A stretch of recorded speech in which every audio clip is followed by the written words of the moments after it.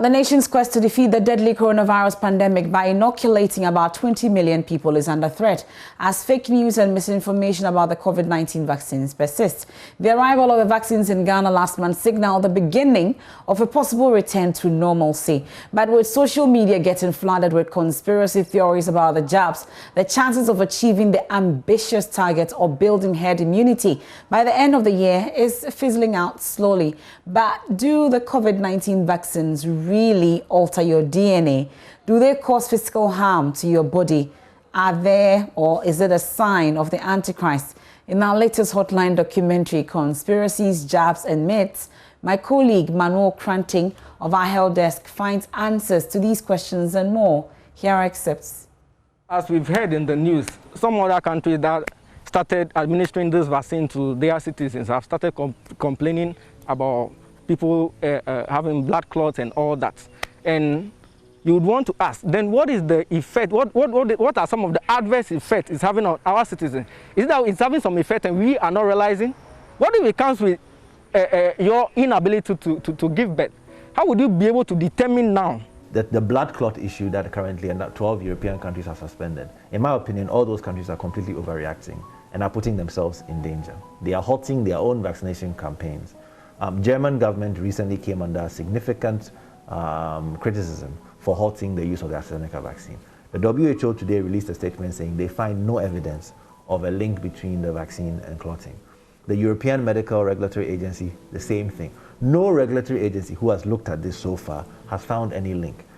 So far in the UK, I think it's currently over 10 million doses of AstraZeneca, probably even more, have been administered. They've recorded maybe 20 people with blood clots. The frequency of blood clots among vaccinated people is even lower than in the general population under normal circumstances. It's the analogous to getting a vaccine, walking out and being hit by a car and saying that the vaccine caused my car accident.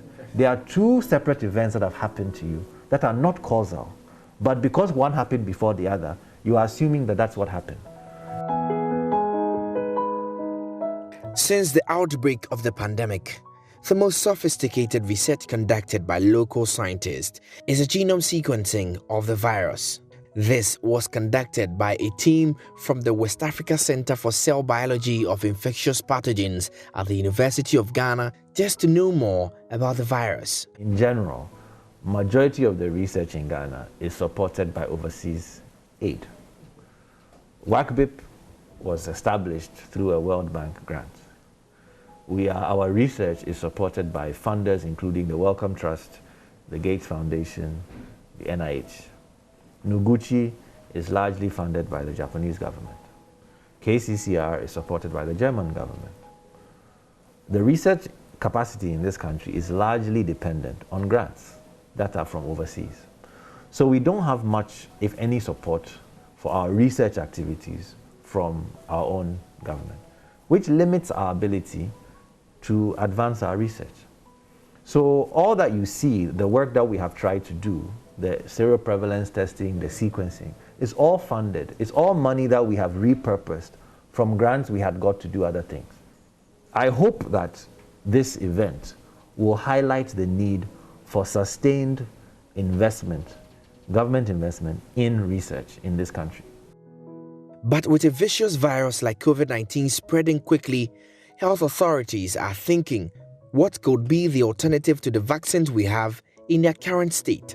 And I was asking, what's the alternative? The sure way of assuring that people are immune is either natural, but in that case you are prepared to have more people dying, or artificial. Artificial is a vaccination. In Ghana, people who take COVID-19 vaccines are issued cards as a proof of vaccination. For many vaccine skeptics, this is the cue of the mark of the beast. They predict that soon, people will be forced to show their COVID-19 vaccination cards before they can access public services or even travel.